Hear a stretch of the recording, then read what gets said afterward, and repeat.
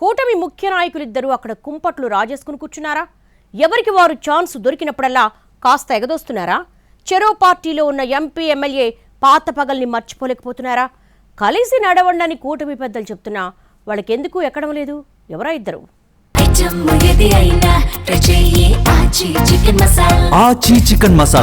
Machilipatnam MP Vallabhaneni Balashowry, అదే లోక్సభ నియోజకవర్గ పరిధిలో గెలిచిన గన్నవరం ఎమ్మెల్యే యార్లగడ్డ వెంకట్రావు ఇద్దరూ పాత పరిచయస్తులే. ఒకప్పుడు వైసీపీలో కలిసి పనిచేసిన వారే.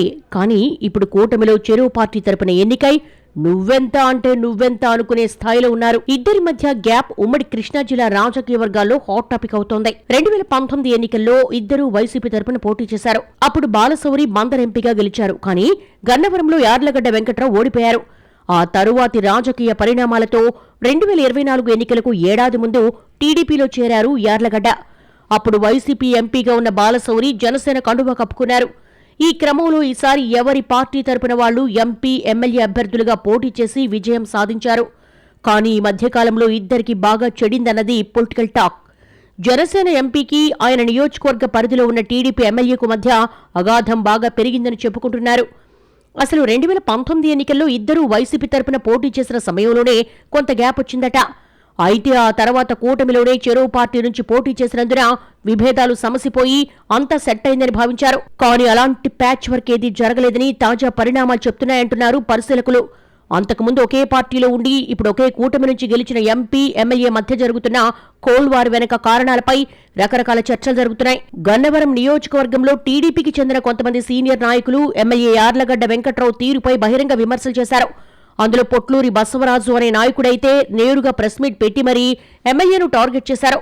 అయితే అదే బసవరావుకు ఎయిర్పోర్టు డెవలప్మెంట్ కమిటీ డైరెక్టర్గా నామినేటెడ్ పదవి దక్కింది. ఇదే ఎమ్మెల్యే యార్లగడ్డ వెంకట్రావుకు మింగుడు పట్టం లేదని నియోజకవర్గంలో చెప్పుకుంటున్నారు. తనపై తీవ్ర విమర్శలు చేస్తున్న బసవరావుకు పదవి రావడం వెనుక ఎంపీ బాలశౌరి ఉన్నారనేది యార్లగడ్డ మాట.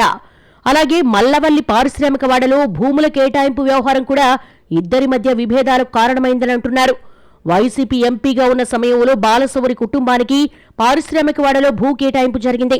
ఆ టైంలో కాస్త తేడా కొట్టి ఎంపీ, ఎమ్మెల్యే మధ్య గ్యాప్ పెరిగిందనే చర్చ జిల్లా రాజకీయ వర్గాల్లో జరుగుతోంది. మెల్లిగా ఈ గ్యాప్ పెరిగి పెద్దదై ఇద్దరు ఎడముఖం పెడముఖంగా ఉండేదాకా వెళ్లినట్టుగా తెలుస్తోంది.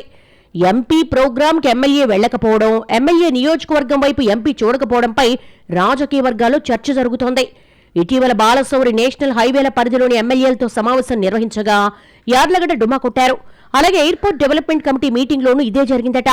అంతా కలిసెళ్లాలని ఓవైపు టీడీపీ, జనసేన పెద్దలు పదే పదే చెప్తున్నా ఇక్కడ మాత్రం ఎంపీ, ఎమ్మెల్యే డోంట్ కేర్ అన్నట్టుగా ఉండడం చర్చనీయాంశంగా మారింది. ఈ గ్యాప్ ఇలాగే కొనసాగుతుందా లేక పెద్దలు జోక్యం చేసుకుని సెట్ చేస్తారో లేదో చూడాలి.